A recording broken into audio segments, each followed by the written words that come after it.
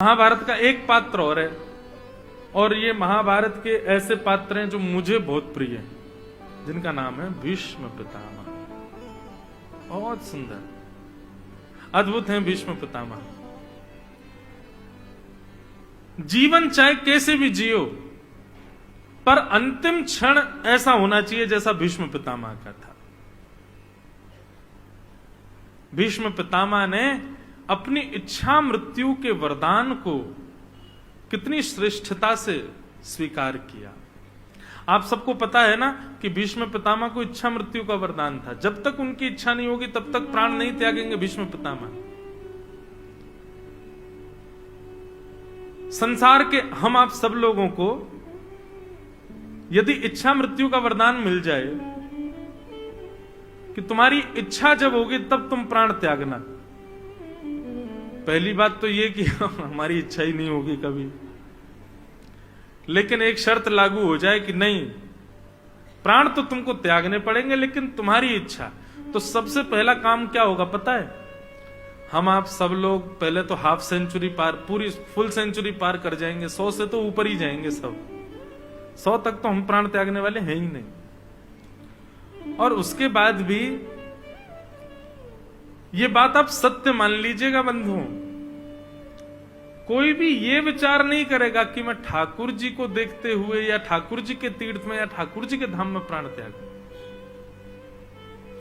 आप कितने भी वैष्णव हो, आप कितने भी भक्त हो बंधुओं, ये जो मन है ना हमारा, बड़ा बड़ा क्या बताऊं इसको, कितना बुरा कहा जाए उतना बुरा है।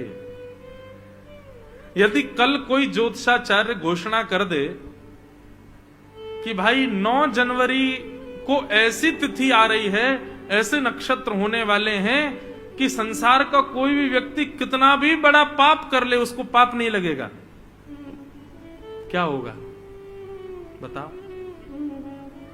अगर कोई ज्योतिषी कह दे कि आगामी 9 जनवरी को ऐसी महाराज नक्षत्र आ रहे हैं आकाश में, ऐसे ग्रह नक्षत्र होने वाले हैं कि संसार का कोई भी व्यक्ति कितना भी बड़ा पाप कर ले उसको पाप नहीं लगेगा, बुरा नहीं मानिएगा, वैष्णव भी माला छोड़ देंगे अपनी, आज तो दिन है कल लो। ये हम लोग थोड़े बहुत बच रहे हैं ना, हम लोग नहीं कर रहे हैं वो इसलिए क्योंकि हम आध्यात्मिक हैं। नहीं तो आध्यात्म जीवन में ना हो, सत्संग जीवन में ना हो, हम सब की प्रवृत्ति पाप की होगी।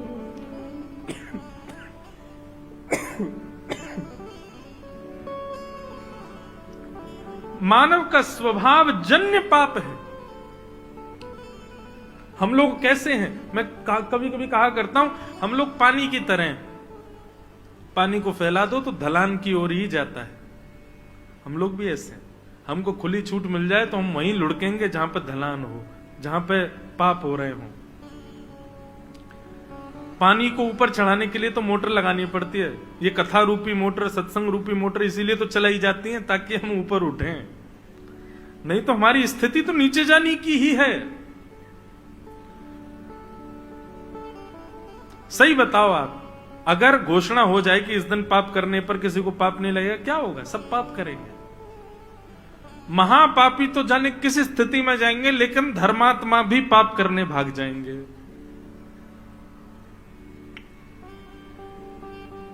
जिस प्रकार नवरात्रि में नॉनवेज नहीं खाते लोग, नवरात्रि में गंदी चीज नहीं करते, मंगलवार के दिन कुछ गलत खाते पीते नहीं, क्यों? मंगलवार है भाई।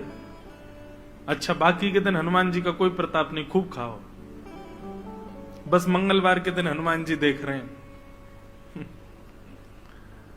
बड़े विचित्र हैं भैया हम मानव। हम कभी कभी ठाकुर जी भी कहते तो होंगे, यार ये क्या बनाया मैंने मानव को, अपनी स्थिति के अनुसार सब बना लेता है, मेंटेन करके रखता है। अब रहे सहे व्रत आए थे हमारे जीवन में कि व्रत किया करो। एकादशी का व्रत अभी आ रही है, एकादशी, और सोमवार के व्रत आदि आदि व्रत होते हैं। प्रदोष के, शंकर जी को मानने वाले प्रदोष के व्रत करते हैं। व्रत के दिन क्या कहते हैं? बोले भैया फलाहार करो, ज्यादा भूख लगे तो, नहीं तो अन्न का सेवन नहीं करना चाहिए। हम लोगों ने इन्वेंशन कर दिया कुटू का, अल्ले कुटू की पकौड़ी, कुटू की कचौड़ी, कुटू की पूड़ी, आलू की जे सब्जी, और इतनी सारी लोग डोसा तक बनाते हैं कूटू का। किसी भी रूप में हम लोग रह ना जाएं। ऐसे ऐसे वेरिएशंस। और जहां पे भोजन वगैरह ज्यादा प्रिय होता, वहां तो वेरिएशंस की महाराज खदान होती है। और एक बात बताएं, भोजन में वेरिएशन तो फिर मारवाड़ियों के यहीं मिलते हैं। वो तो फिर वहीं में वहां एक आध दो सब्जियों से काम थोड़ी चलता है। थाल भी इतनी बड़ी लगेगी, उसमें ये इसकी सब्जी, उसकी सब्जी, मिठाई भी 4 तरीके की, रोटी भी 3 तरीके की, ज्वार की अलग है, बाजरे की अलग है, गेहूं की अलग है। तो इतने सारे व्रत, एकादशी भी कहती होगी जय हो। बाकी के दिन तो हमारा कैलोरीज ज्यादा बढ़ती नहीं होंगी, एकादशी वाले दिन तो इतनी बढ़ती होगी पूछो नहीं, इतना खाते हैं हम लोग। तो भैया मानव का स्वभाव बड़ा विचित्र है। कभी कभी मैं सोचता हूं इच्छा मृत्यु का वरदान हमको मिल जाता तो हम क्या इच्छा करते। ठाकुर जी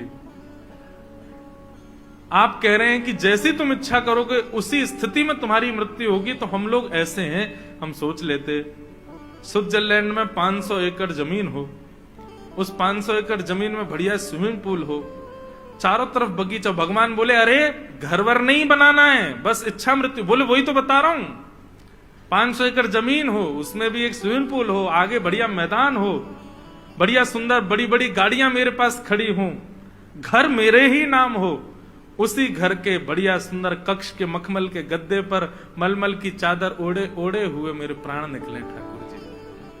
ठाकुर जी कितना चतुर है, देख इच्छा मृत्यु करी, लेकिन इच्छा मृत्यु के लिए ठाकुर जी 500 एकड़ जमीन दिलवानी पड़ेगी, उसमें घर बनवाना पड़ेगा, उसमें ये सब व्यवस्था करनी पड़े, तब प्राण त्यागूंगा। हम तो ऐसे हैं भैया। लेकिन भीष्म पितामह कौरवों के संग रहे, चाहे कुछ भी किया जीवन भर, लेकिन भीष्म पितामह की श्रेष्ठता क्या। मृत्यु देवी सामने खड़ी है, रोम रोम में बाण लगे भीष्म पितामह के। मृत्यु देवी कह रही है भगवान एक बूंद रक्त नहीं बचा आपके शरीर में, अब तो मुझे आने दीजिए, अब तो मुझे स्वीकार कर लीजिए। भीष्म पितामह कहते हैं खड़ी रहे, जब तक त्रिभंग ललित श्याम सुंदर पीतांबरी पहन करके मोर मुकुट धारण करके मधुर मुस्कान लेकर के मेरे सामने नहीं आएंगे, तब तक तुम खड़ी रहो, मैं प्राण नहीं त्यागूंगा। मृत्यु देवी कह रही है शरीर में प्राण टिकेंगे कैसे, कुछ बचा तो है नहीं। बोले ये जिम्मेवारी तुम्हारी है, मुझे वरदान मिला इच्छा मृत्यु का, मेरे प्राणों को बचाओ। जब तक, कब तक, जब तक ठाकुर जी ना आ जाए। भीष्म पितामह ने मृत्यु देवी को बंदी बना करके रखा है, मृत्यु देवी बचा रही है भीष्म पितामह को। यहां ठाकुर जी द्वारिका जाने को जैसे तैयार हुए, मृत्यु देवी ने संदेश पहुंचवाया, बोले ठाकुर जी अभी मत जाओ, ये भीष्म पितामह को पहले दर्शन दो। सोचो पूरी कायनात हिला दी भीष्म पितामह ने, ठाकुर जी को आना ही पड़ेगा मेरे सामने, तभी प्राण त्यागूंगा। और भीष्म पितामह को दर्शन देने के लिए रो रहे थे पांडव, अपने अपनी क्रियाओं का शोक मना रहे। भगवान बोले चलो तुमको उपदेश दिलाता हूं, और उपदेश के बहाने भीष्म पितामह को दर्शन देने के लिए द्वारिकाधीश रणभूमि में पहुंच गए। भीष्म पितामह बाणों की सैया पर लेटे हैं, तभी देखते हैं सुंदर चंदन की सुगंधी आ रही है, मोर पीछ लहरा रहा है, पीली पीतांबरी ओढ़े चमक रहे हैं श्याम सुंदर, द्वारिकाधीश उनकी तरफ बढ़े आ रहे हैं। भीष्म पितामह को अपने रोम रोम में लगे बाण का कष्ट नहीं हो रहा है, हृदय प्रसन्न हो रहा है, नेत्रों में अश्रु बह रहे हैं कि मेरे श्याम सुंदर आ रहे हैं। ठाकुर जी सामने आकर के खड़े हो गए। बंधु मृत्यु हो तो ऐसी, आप हमारी एक बात मानिए बंधु, आज से ठाकुर जी से सब मांगना बंद करो, बस एक वस्तु मांगो। ठाकुर जी से कह देना ठाकुर जी हमारे जीवन में दुख सुख आनंद संपत्ति ये सब हमारे कर्म से हमको प्राप्त होंगे, पर आप हमारे कर्मों से हमको प्राप्त नहीं होंगे। इसलिए नाथ कृपा करना, जीवन चाहे जैसा निकले हमारा, पर जब हमारे प्राण निकले तब आप सामने होना हमारे। आज से बंधु अब समय नहीं है हमारे पास, अभी तो कोविड आया, अब जाने कौन कौन से वायरस और आएंगे। भैया ये प्राण वराण कभी भी निकल सकते हैं हमारे, कोई पता नहीं कब छुट्टी हो जाए हमारी। इसलिए आज से प्रार्थना करना प्रारंभ कर दो भगवान। अच्छा है आपने हमको पुत्र दिया, पुत्री दी, सुंदर पत्नी दी, सुंदर पति दिया, बहुत संपत्ति दे दी, जीवन में किसी को कष्ट दिए, किसी को सुख दिए, जो भी दो ठाकुर जी हमको सब स्वीकार है, हम सब सहेंगे जो आप दोगे। बस हमारी एक बात मान लीजिए, आप बस इतना कर देना, हमको 1 सेकंड चाहिए आपका। जब मेरी अंतिम श्वास निकल रही हो, उस अंतिम क्षण में मुझे कोई ना दिखे, मेरे त्रिभंग ललित श्याम सुंदर मुझको दिख जाए बस, और कोई ना, मुझे और कुछ नहीं चाहिए। इतना तो कर सकते हो ना ठाकुर जी? इतना तो कहना स्वामी, जब प्राण तन से निकले। बंधुओं, रोज अपने ठाकुर जी से ये निवेदन रात्रि में किया करो। जब उनको शयन कराओ ना, सुबह सुबह उठते ही मत चढ़ जाओ ठाकुर जी को, ठाकुर जी यूं कर दो, नहीं। रात में जब सो रहे हो, माता पिता से कोई बात मनवानी हो बालक को, तो रात में जब बालक सो रहा हो, माता पिता सो रहे हो, तब वो जाता है चद्दर के भीतर हाथ डाल के पैर दबाता है। माँ कहती है क्या बात है? नहीं नहीं कुछ नहीं। बोले आज बड़ी सेवा चल रही है तुझे, है सेवा कर रहा है? बोले माँ कल बच्चे सब घूमने जा रहे हैं, मैं जाऊं साथ में? अब उसको पता है कि माँ जब बैठी होगी, खड़ी होगी, खाना बनाए, तब पूछूं तो मारेगी। सो रही हो, आधी नींद में हो, तब पैर दबाए। मैया कल जाने दो ना, सब लोग जा रहे हैं हैदराबाद घूमने, में भी जाऊं। तब माँ मान जाती है, ठीक है चला जियो, ध्यान रखियो अपना, ठीक है, खुश हो जाता है बालक। ठीक वैसे ही ठाकुर जी को दिन भर कुछ मत कहना, रात में जब ठाकुर जी को शयन कराओ ना, तब इत्र सुंदर ठाकुर जी के चरणों में लगाना। और हम मांग भी कोई संसार की वस्तु तो मांग नहीं रहे ठाकुर जी से, ठाकुर जी बस इतनी कृपा कर दो। इस देह के प्राण कब निकलेंगे मुझे नहीं पता, पर आपको पता है। मेरी मृत्यु निश्चित है, आपको पता है मेरे प्राण कब कहां कैसे निकलने वाले हैं। मैं बस आपसे इतनी प्रार्थना करना चाहता हूं ठाकुर जी, ऐसी स्थिति कर देना जब मेरे प्राण निकलने वाले हों, श्री गंगा जी का तट हो, यमुना का वंशीवट हो, और मेरा सांवरा निकट हो, जब प्राण तन से निकले। और ठाकुर जी मेरी मृत्यु जब हो रही होगी ना, सब लोग अस्त व्यस्त वस्त्र पहन करके आएंगे। भाई शोक की घड़ी में कोई सज के तो आता नहीं है, सब लोग ऐसे ही रात्रि में पता चल जाए किसी के प्राण निकले तो बेचारे जैसे हम सोए होते हैं वैसे ही भागते हैं। ठाकुर जी सब अस्त व्यस्त आएंगे, मुझे किसी से मतलब नहीं, लेकिन आप तो सज धज के आना। पीतांबरी कसी हो, मुखड़े पे एक हंसी हो, छवि मन में ये बसी हो, जब प्राण तन से निकले। उस समय जल्दी आना, नानाथ भूल जाना, श्री राधे को साथ लाना, जब प्राण तन से। बंधुओं, ये इच्छा मृत्यु केवल भीष्म पितामह को नहीं मिली है, मुझे भी मिली है, आपको भी मिली है। हम सबको इच्छा मृत्यु का वरदान है, परंतु हमने कभी मृत्यु की इच्छा की ही नहीं है, आज तक कभी विचार किया ही नहीं। मैं अपनी कथाओं में कहा करता हूं, व्यक्ति हर उस वस्तु के लिए प्री प्रिपेयर्ड हो जाता है जो उसको पता है, जो उसको नहीं पता है उसके लिए प्री प्रिपेयर्ड है। वो कॉलेज कहां से करेगा उसको नहीं पता, लेकिन वो पहले ही सोच लेता उस कॉलेज में पढ़ूंगा। उसको नहीं पता उसका ब्याह कहां किससे होगा, लेकिन वो पहले ही सोच लेता ऐसी कन्या होनी चाहिए या ऐसा पुरुष होना चाहिए जिससे मेरा ब्याह हो। उसको नहीं पता उसके बालक कैसे होंगे, नाम पहले ही सोच लेता है, ऐसा बेटा होगा तो ये नाम, बेटी होगी तो ये नाम। उसको नहीं पता बालक पढ़ने लिखने वाले होंगे, नहीं स्कूल पहले ही सोच लेगा वहां पढ़ाऊंगा। उसको नहीं पता उसका घर कहां होगा, पहले ही सोच लेता है घर ऐसा बनवाऊंगा, कभी बनवाऊंगा तो। लेकिन उसको पता है कि एक दिन उसको मर जाना है, उसके लिए कभी नहीं सोचता। हर उस बात के लिए चिंतन करता है व्यक्ति जो उसको पता नहीं है, पर जो उसको पता है उसके लिए कभी विचार नहीं करता। हमारी कई बात मानना। कल पल पल में परलय होएगी, बहुरी करेगो कब, कल करे सो आज करे, आज करे सो अब। आज कथा के ही बाद आप सब लोग अपने अपने आराध्य देव का स्मरण करना और आज ही इच्छा मृत्यु करना। हे नाथ, हमारे प्राण कब निकलेंगे हमें नहीं पता, आपको सब पता है। बस हमसे एक ही अभिलाषा आपसे रखते हैं ठाकुर जी, जब भी हमारे प्राण निकले तो ऐसी ऐसी सिचुएशन क्रिएट कर देना, और सिचुएशन जो आपको बढ़िया लगे बता देना।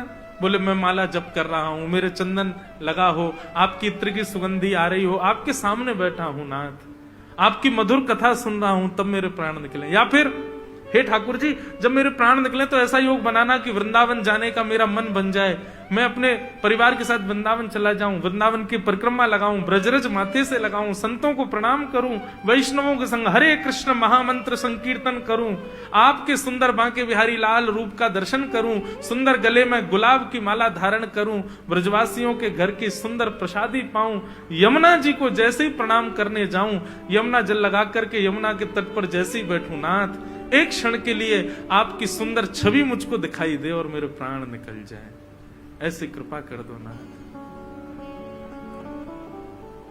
आप इच्छा मृत्यु करो तो सही, पूरी ठाकुर जी करेंगे, उसको पूर्ण करने की जिम्मेवारी ठाकुर जी की। हम तो हर कथा में कहते हैं मृत्यु से भयभीत क्यों हो रहे हो, ऐसी मृत्यु का योग बना दीजिए, पहले ही सोच लीजिए ऐसी मृत्यु हो कि उस मृत्यु की प्रतीक्षा शुरू हो जाए, कब होगा।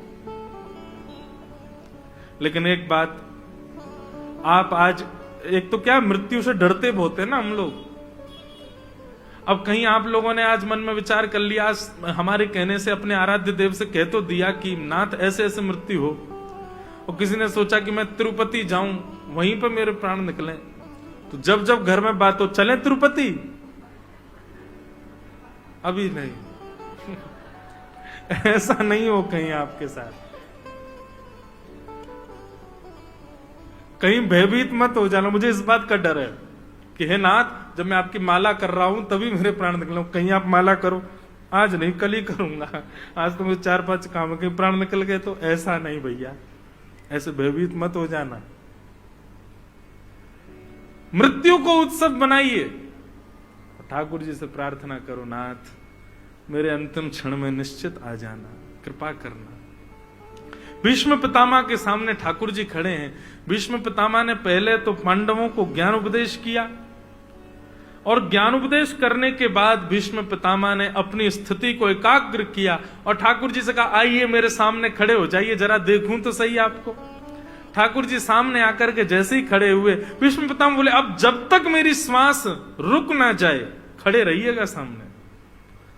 ठाकुर जी बोले इच्छा मृत्यु का वरदान है, तुम सोच लो 10 साल तक मरना ही नहीं है तो हम यहीं खड़े रहे। भीष्म पितामह बोले निश्चित 10 साल तक प्राण नहीं निकले, खड़े रहना यहीं पे। ठाकुर जी सामने खड़े।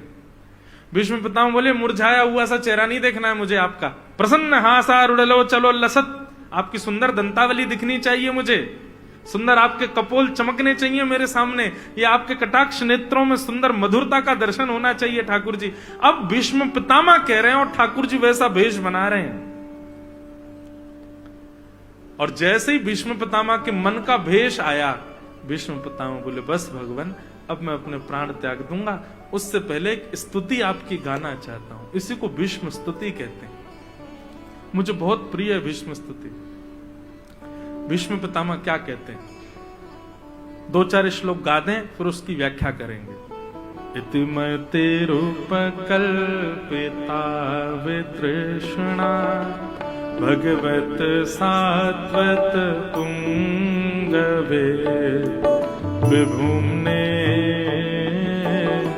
स्वसुखमुपगते क्वचिद्विहर्तुं प्रकृतिमुपेयुषि यद्भव प्रवाह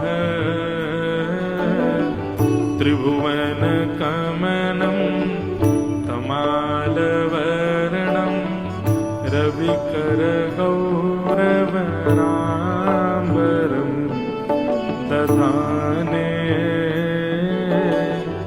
वपुरलककुला वृताननाब्जं विजय सखे रतिरस्तु मे वत्या।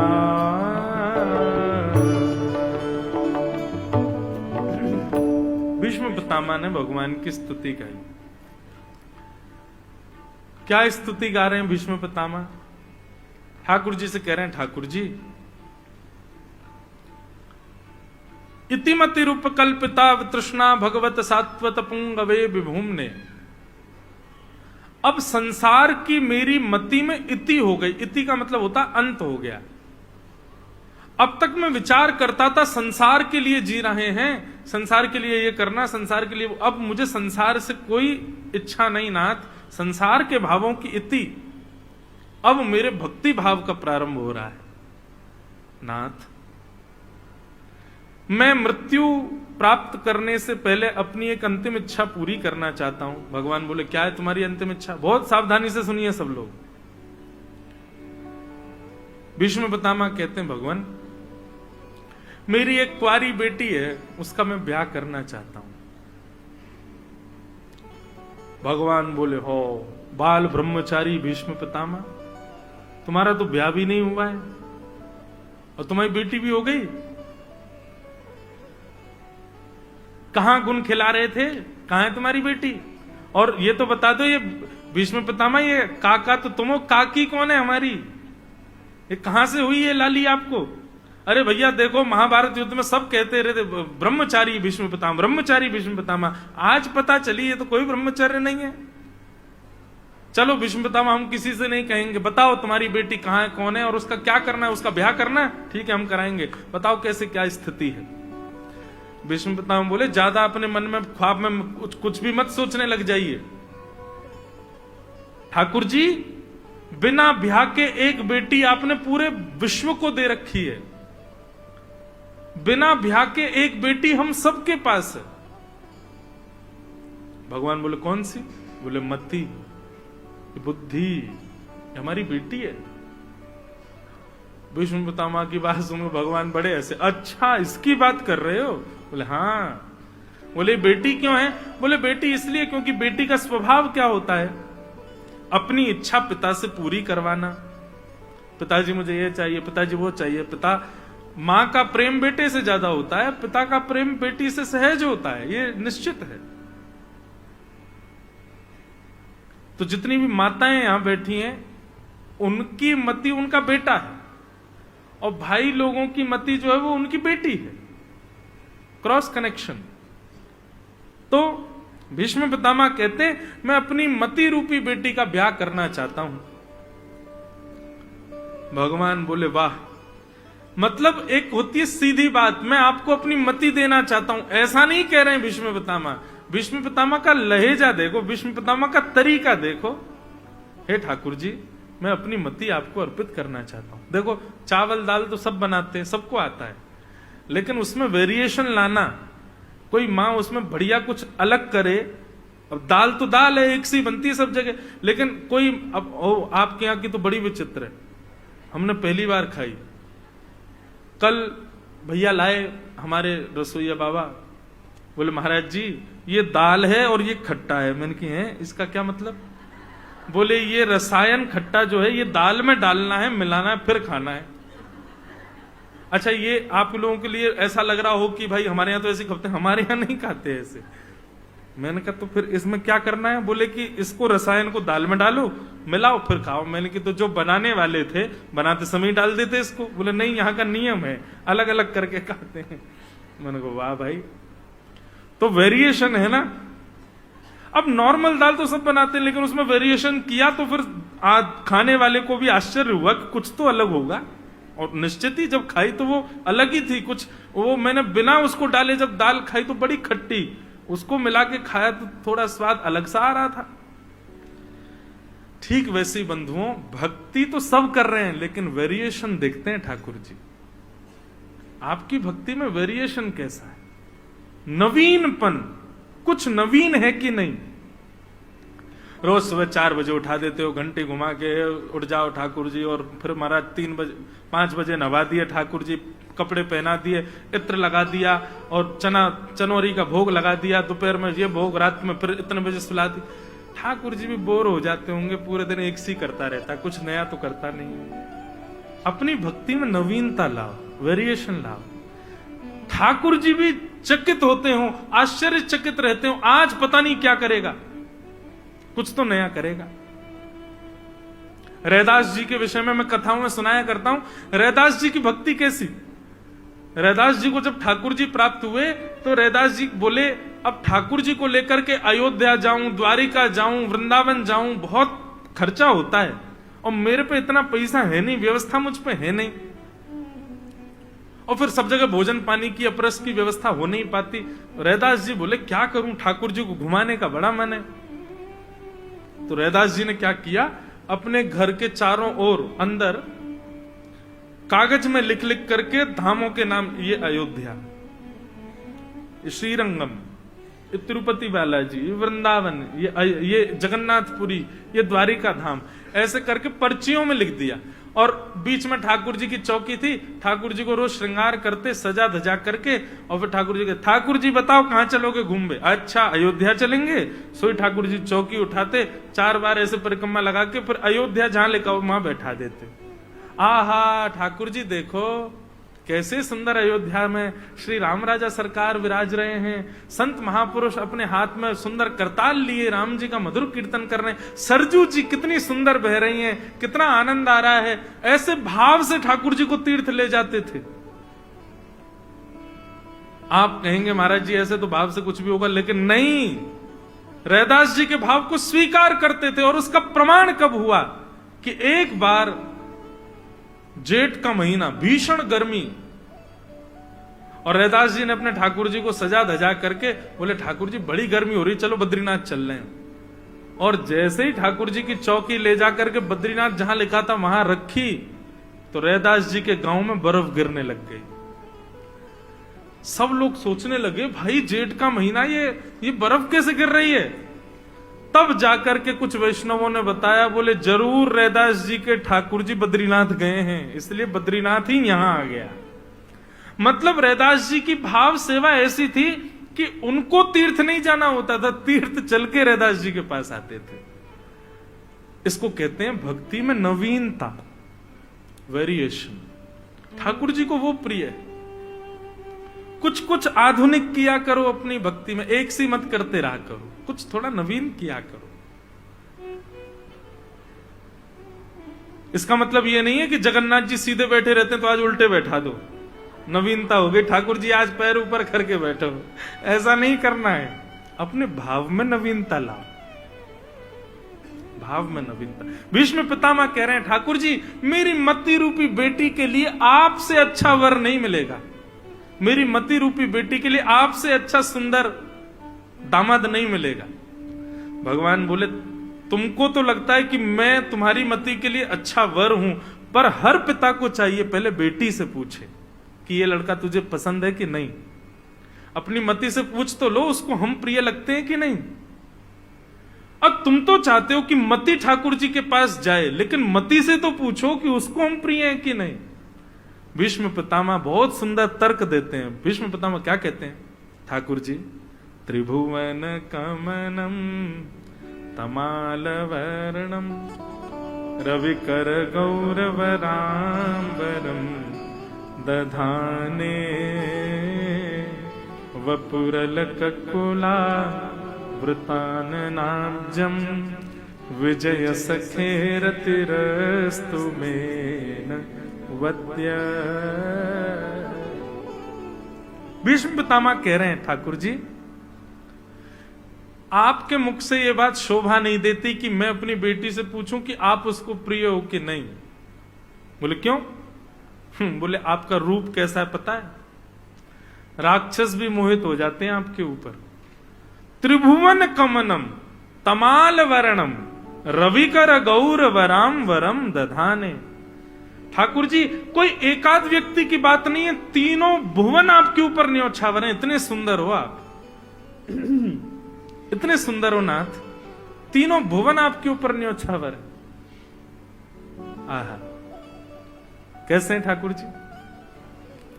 पाग टेढ़ी सिधरे वापे मोती लटकर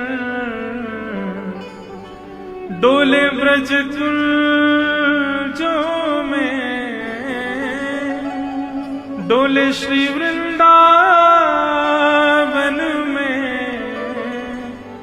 झूम के राधारमन पग टेढ़ी सिधरे।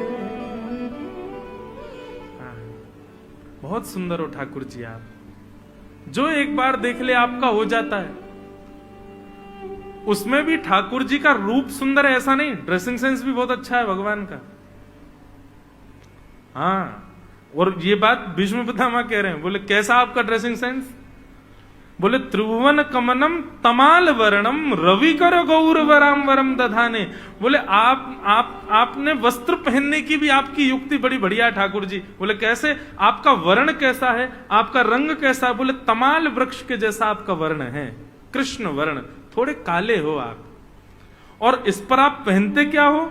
बोले रविकर गौर वराम वरम दधाने। लाइट कॉम्प्लेक्शन, डार्क कॉम्प्लेक्शन यदि बॉडी का है तो उस पर लाइट कपड़े खिलेंगे, और डार्क व्यक्ति डार्क ही पहन ले तो गायब हो जाएगा, दिखेगा ही नहीं बेचारा। ठाकुर जी कैसे? बोले पीतांबरी सबसे प्रिय ठाकुर जी को, पीली पीतांबरी। हमने जो पहनी है ना, ये बगलबंदी, बगल में बांधते हैं इसको बोलते हैं श्वेतांबर। ये श्वेतंबर है। ठाकुर जी क्या पहनते हैं? पीतांबर, पीतांबर पहनते हैं। क्यों? क्योंकि ठाकुर जी को लगता है हमारा कॉम्प्लेक्शन डार्क है, तो इस पर लाइट कपड़े पहने तो खिलेंगे, अच्छे लगेंगे। भीष्म पितामह यहां वर्णन कर रहे हैं स्तुति में कि नाथ एक तो आप सुंदर, ऊपर से आपका जो वस्त्र पहनने का जो आपका ढंग है ना, जो चैन है ना, वो भी मधुर है ठाकुर जी। आप बहुत सुंदर वस्त्र पहनते हैं। मेरी बेटी को तो आप बहुत प्रिय हो, मेरी बेटी आपसे ब्याह निश्चित करेगी, बस ठाकुर जी आप हां कर दो। अभी विनय पत्रिका नहीं है मेरे पास, कल सुनाऊंगा। एक पद है विनय पत्रिका में गोस्वामी तुलसीदास जी महाराज का, वो इसी भाव को परिलक्षित करता है। भीष्म पितामह ने ठाकुर जी के आगे ऑफर किया है अपनी मति को, लेकिन अब क्या कह रहे हैं कि आप स्वीकार करो मेरी मति को। मतलब वो विनय पत्रिका अभी होती तो मैं सुना था, गोस्वामी तुलसीदास जी का उसमें पद है। उस पद में गोस्वामी जी क्या कहते हैं? ठाकुर जी आपने हम पर बहुत बड़ी कृपा करी है, पर एक कृपा और करो। बोले कैसे कृपा करें? तो गोस्वामी तुलसीदास जी कहते हैं, बोले मन है मछली, मन है मछली, और ये मछली संसार के विषय भोगी रूपी तालाब में तैर रही है।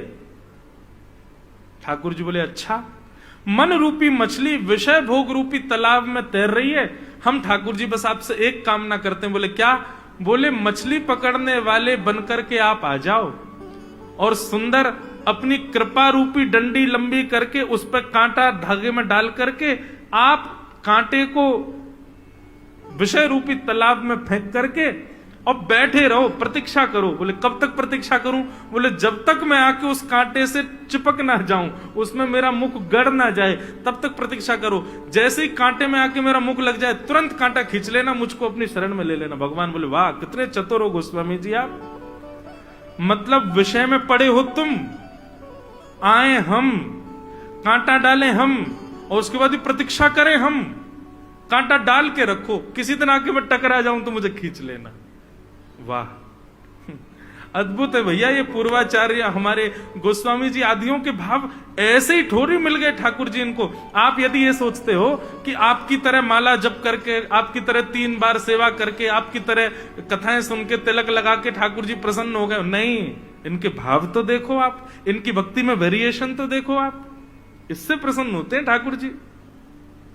बात सीधी है कि मुझे मेरी मति चढ़ानी है, लेकिन भीष्म पितामह सीधे तरीके से नहीं कर रहे हैं, इस तरीके से ठाकुर जी को प्रस्तुत कर रहे हैं, वही तो प्रिय है ठाकुर जी को। भगवान बोले, अच्छा भीष्म पितामह, अब तुमने जब रिश्तेदारी निभाई रहे हो तो पूरी निभाओ। बोले बताओ। बोले दामाद केवल सुंदर हो इससे काम नहीं चलेगा, उसके अंदर और भी गुण होने चाहिए। भीष्म पितामह बोले बताओ कौन सा गुण चाहिए आपको, वही गुण आप में दिखा दूंगा।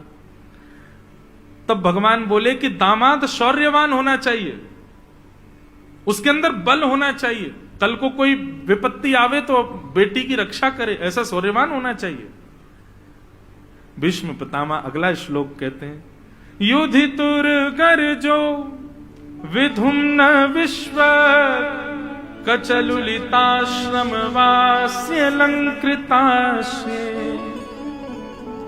मम निशित शरै निकायुरक्षणा त्वचित विलसं कवचेस्तु कृष्ण आत्मा। आप जैसा शौर्यवान कौन है ठाकुर जी, आप जैसा रक्षक कौन हो सकता है। भगवान बोले कैसे। बोले महाभारत युद्ध में सब हाथ धो के एक के ही पीछे पड़े थे। किसके पीछे? अर्जुन। और उस अर्जुन को आपने एक बाण, 18 दिन में ये तो होता कि चलो अर्जुन के प्राण भले ही नहीं निकले, अर्जुन बेचारा घायल हो गया, हाथ में बाण लग गया, उसके पैरों में बाण लग गया, या उसके केश को छू करके भी बाण गया हो, 18 दिन में एक बाण नहीं छू पाया अर्जुन को। बंधुओं ये सामान्य बात नहीं है। महाभारत में लिखा है कि पांडवों की सेना बालकों के समान थी कौरवों के आगे, और कौरवों की सेना में योद्धा नहीं थे, तिमिंगिल मछली।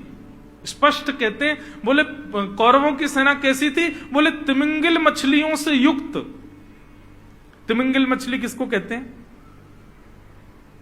एक तिमिंग नाम का पक्षी होता है, वो आकाश में उड़ता हुआ जंगल में जाता है, और जंगल में से 2 हाथी, एक नहीं 2 हाथियों को अपने पंजे में लेकर के आकाश में उड़ जाता है। सोचो 2 हाथियों को लेकर उड़ता होगा पक्षी कितना बड़ा होगा।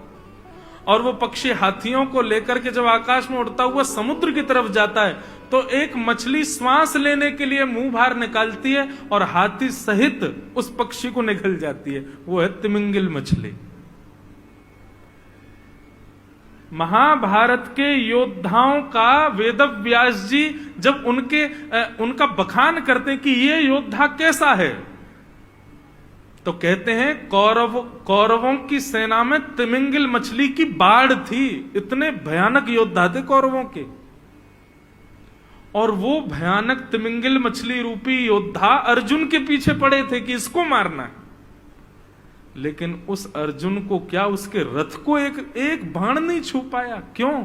क्योंकि सारथी आप थे। आप इतनी द्रुत गति से उसके रथ को चलाते थे, इतनी फ्लेक्सिबिलिटी थी आपके रथ चालन में, चक्रव्यूह में सब फंस गए, अर्जुन नहीं फंस पाया। क्यों? क्योंकि आप उसके रक्षक थे। ये आपका शौर्य नहीं है तो क्या है? आप सुंदर भी हो, आप शौर्यवान भी हो। मेरी बेटी तो आपसे ब्याह करेगी। आहा, क्या मधुर स्तुति है भीष्म पितामह की। भगवान प्रसन्न हो गए। भगवान बोले दामाद में सुंदरता हो, शौर्यता हो, केवल इतने से काम नहीं, पिता को और भी लक्षण देखने चाहिए। भीष्म पितामह बोले बताओ और कौन सा लक्षण बताऊं आपके अंदर। बोले कि दामाद का स्वभाव अच्छा होना चाहिए। कल को फैमिली गैदरिंग हो, बुआ फूफा आए लड़की के पक्ष के, और दामाद अकड़े खड़ा रहे, और कल को पत्नी की छोटी बहन का ब्याह हो या कोई और दामाद घर में आ रहा हो, तो उसके प्रति भी उसका स्नेह रहना चाहिए ना, स्वभाव अच्छा होना चाहिए।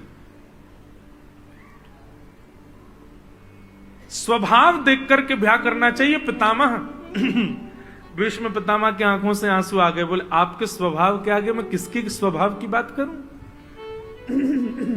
भगवान बोले ऐसा क्या स्वभाव देख लिया आपने हमारा? बोले बस ज्यादा नहीं कहूंगा, स्वामी होकर के, सुदर्शन चक्रधारी होकर के रथ हाँक रहे हो, स्वामी होकर के, योद्धा होकर के, जगत नियंता त्रिलोकी नाथ होकर के आप रथ हाँक रहे हो। और केवल रथ हाँकते नहीं थे ठाकुर जी, वर्णन आता है जब अर्जुन युद्ध करके वापस लौटता था ना, वापस अपने शिविर में आते थे तो भगवान पहले उतरते थे रथ पे से, और जैसा एक सारथी को होना चाहिए बिल्कुल वैसा ही आकर के रथ का दरवाजा स्वयं खोलते थे ठाकुर जी। और रथ का दरवाजा खोल के रथ ऊंचा होता था, नीचे कोई सिड्डी नहीं थी, तो ठाकुर जी घुटनों पे बैठ के अपने हाथ की सिड्डी बनाते थे और अर्जुन उस पर पैर रख के नीचे उतरता था। बोले ये आपका स्वभाव, और आप मेरे आगे कह रहे हैं कि मेरे अंदर स्वभाव क्या देखा? आप स्वामी होकर के, आप नाथ होकर के, आप जगत नियंता होकर के अर्जुन के रथ के सारथी हो, इससे सुंदर स्वभाव मैं आपका क्या बताऊं ठाकुर जी? सौंदर्य, शौर्य, स्वभाव, और बताओ? ठाकुर जी बोले दामाद के अंदर समझदारी होनी चाहिए, समझदार होना चाहिए दामाद। कैसी भी स्थिति आए उस स्थिति में मेरी बेटी का ध्यान रखे, यह पिता को निश्चित करना चाहिए। दामाद के अंदर समझदारी होनी चाहिए। तब भीष्म पितामह कहते हैं आपसे ज्यादा समझदार कौन होगा? व्यवहित प्रतना मुखम निरीक्ष्य स्वजन बधा द्विमुख से दोष बुद्ध्या। अर्जुन ने तो अपने धनुष बाण छोड़ दिए थे रथ युद्ध करने से पहले ही। अर्जुन ने आपको मना कर दिया था कि मैं युद्ध नहीं कर पाऊंगा, मैं अपनों को नहीं मार सकता। लेकिन पता नहीं आपने उसको क्या सुनाया, 18 अध्याय क्या सुनाए आपने कि वो अर्जुन गांडीव धनुषधारी खड़ा होकर के पूरी तिमिंगल मछलियों को निगल गया। ये आपकी समझदारी नहीं है तो क्या है? आपकी बुद्धि नहीं है तो क्या है? आपने ऐसा ज्ञान दिया अर्जुन का कि उसका मोह नष्ट हो गया और महाभारत का युद्ध जीत गया वो।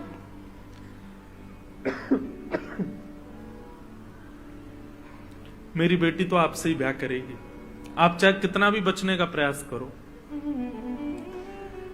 भीष्म पितामह के भाव से ठाकुर जी रीझ गए और अंत में भगवान भी मान गए।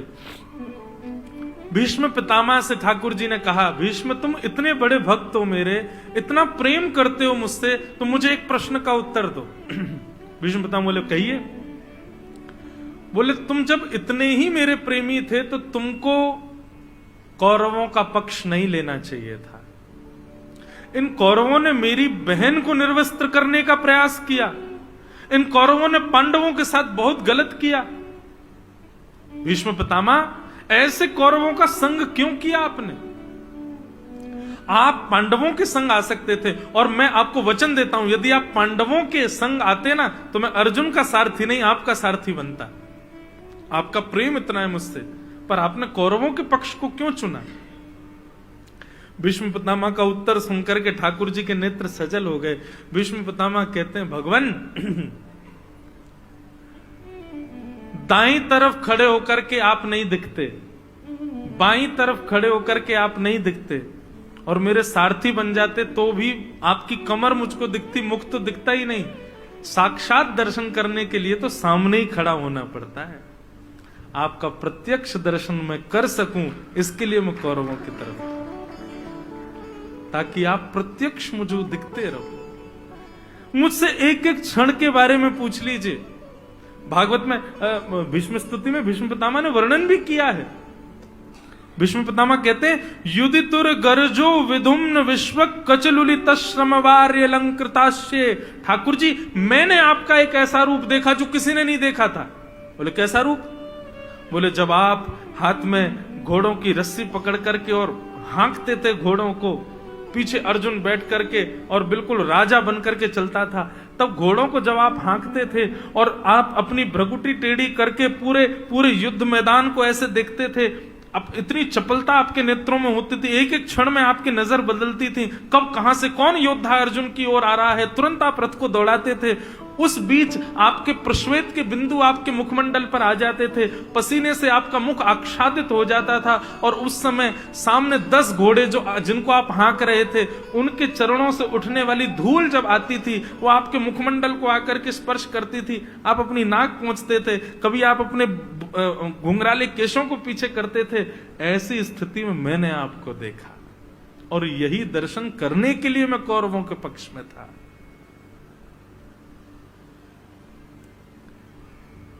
ठाकुर जी के नेत्र सजल हो गए। भीष्म पितामह कहते हैं, बस अब एक अंतिम अभिलाषा है मेरी। क्या?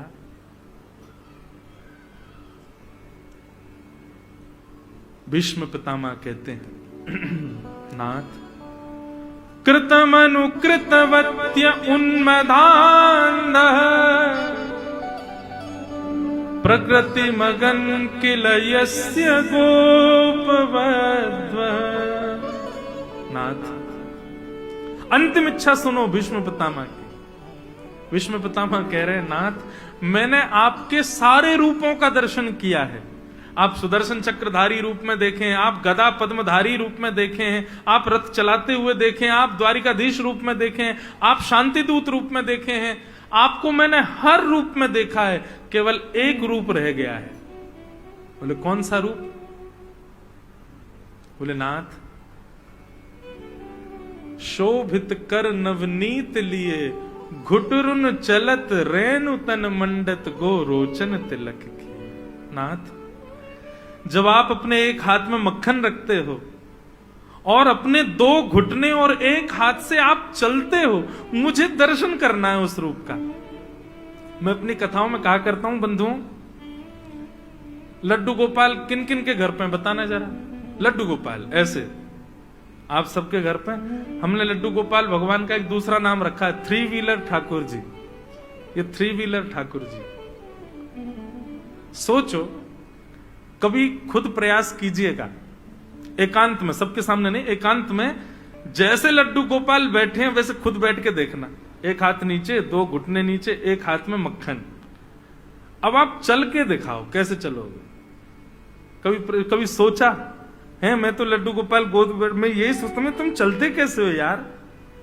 कभी कोशिश करना, 2 घुटने और एक हाथ से चल के देखना। आप चल नहीं पाओगे, और चलोगे भी तो इस हाथ को ऐसे नहीं रख पाओगे, ये नीचे टेकना ही पड़ेगा।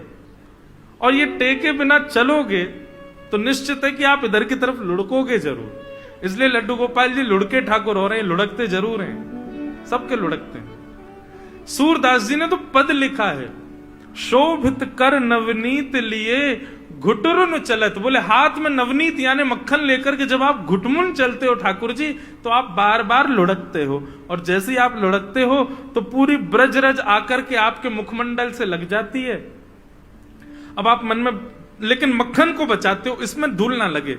मेरे भले ही धूल में लथपथ हो जाऊं, मक्खन में धूल नहीं लगनी चाहिए, उसको आप बचाते हो। सोई आप मैया के पास जाते हो, जैसे तैसे गिरते पड़ते, मैया मुंह को साफ कर दे, मैं मक्खन खाऊंगा। लेकिन तभी आपने क्या देखा कि यशोदा मैया अपना श्रृंगार कर रही है। कैसा श्रृंगार? बोले बिंदी लगा करके मैया पत्रावली बना रही है अपने श्रृंगार में, लाल बिंदी सफेद बिंदी, लाल बिंदी सफेद बिंदी, लाल बिंदी सफेद बिंदी। इस प्रकार यशोदा मैया अपना श्रृंगार कर रही है। ठाकुर जी आंख फाड़ करके देख रहे हैं, बोले वाह मैया तो बड़ा बढ़िया श्रृंगार कर रही है अपनो, मैं हूं करूंगा। सोई ठाकुर जी गौशाला गए और गौशाला में जाके बोले सफेद बिंदी तो मेरे हाथ में, दूसरी बिंदी कहां से लाऊं? तो सूरदास जी कहते हैं गो रोचन तिलक किए। ठाकुर जी आप एक बिंदी तो मक्खन की लगाते हो, फिर दूसरी बिंदी गोबर की लगाते हो, फिर एक बिंदी मक्खन की, फिर दूसरी बिंदी गोबर की, गो रोचन तिलक किए। यशोदा मैया जब आपके इस रूप को देखती है, आपके 2 ही दांत निकले हैं बस, आप किलकिल करके हंसने लग जाते हो। भीष्म पितामह कहते हैं मुझे ऐसे रूप का दर्शन करना है। ललित गति विलास वल गुहास प्रणय निरीक्षण कल्पितो रुमान। हे नाथ, आपकी वो ललित गति, जहां आप बांकी सी चाल चलते हो, टेढ़ी सी चाल चलते हो, ठाकुर जी मुझे वो रूप देखना है आपका। अंतिम श्वास त्यागते त्यागते भीष्म पितामह ने बंधुओं ब्रजमंडल को याद किया, वृंदावन को याद किया, ब्रजवासियों को याद किया और नाथ से प्रार्थना करने लगे, हे विधाता, यदि आप मुझ पर अनुग्रह करना चाहते हो तो अगले जन्म मुझे वृंदावन का ब्रजवासी बना देना, ताकि आपके इस रूप का मैं दर्शन कर सकूं।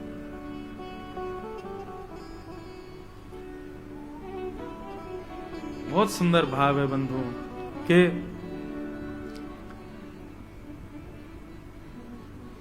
एहो विधि ना तो पे अचरा पसार मांगू, जन्म जन्म दीजो याही ब्रज बसेवो,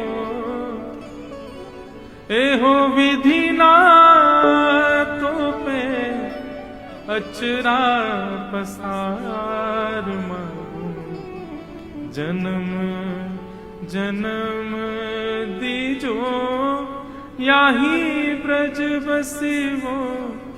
हे विधाता, आपसे बस यही प्रार्थना है कि हमारे सत्कर्मों से यदि आप प्रसन्न हो, हमारे भजन से यदि आप प्रसन्न हो, तो हमें अगला जन्म ब्रज भूमि में देना, वृंदावन में देना नाथ, ऐसी कृपा हमारे ऊपर कर देना। भीष्म पितामह ने वृंदावन को याद किया। बंधुओं, कल आप लोगों ने एक पद गाया था ना हमारे साथ, उसमें प्रारंभ में हम क्या कहते हैं, श्यामा हृदय कमल सो प्रगट्यो, और श्याम हृदय को भाई। इसका मतलब क्या है?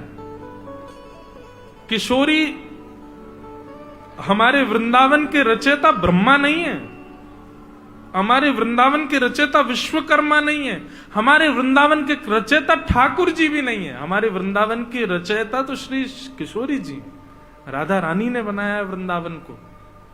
वृंदावन का एक एक कण, वृंदावन का वृक्ष, वृंदावन के मानव, वृंदावन के जीव जंतु, हर किसी को श्री जी निर्माण करती हैं। इसलिए ब्रजवासी श्रेष्ठ है, इसलिए ब्रजवासी अनन्य है।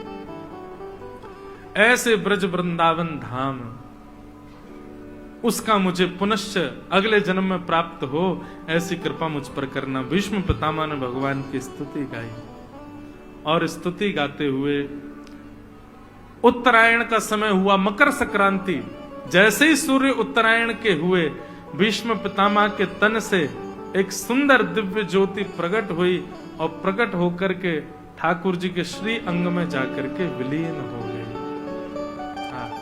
बोलो भक्त वत्सल भगवान की।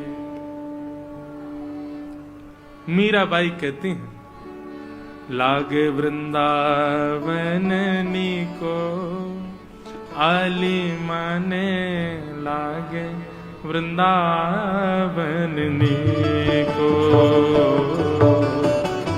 लागे वृंदावन नीको, आली माने लागे वृंदावन नीको, लागे लागे वृंदावन नीको, आली माने लागे वृंदावन नीको, लागे वृंदावन नीको, आली माने लागे वृंदावन नीको, लागे वृंदावन नीको, आली माने लागे वृंदावन नीको,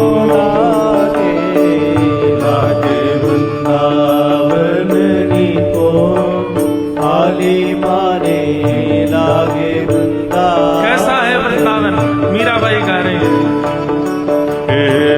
घर घर तुलसी ठाकुर सेवा, घर घर तुलसी ठाकुर सेवा, घर घर तुलसी ठाकुर सेवा, घर घर तुलसी ठाकुर सेवा, दर्शन गोविंद जी को आली माने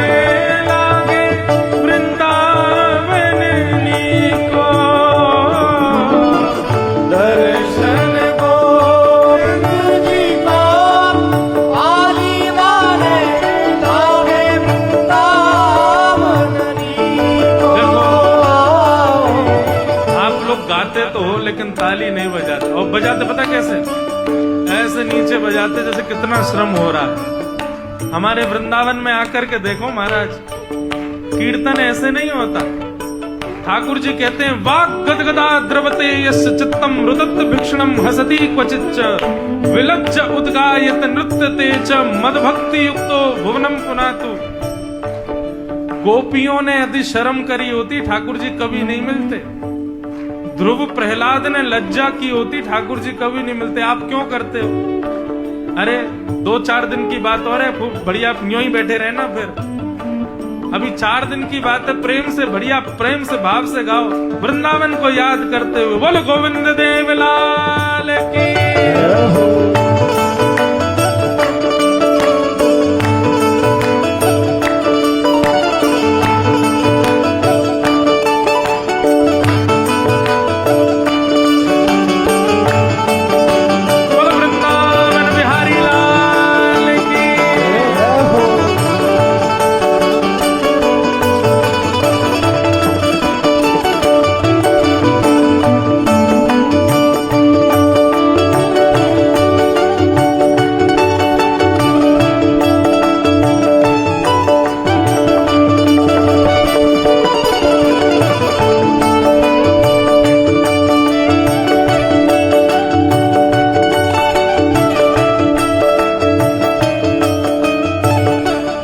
और कैसा है वृंदावन?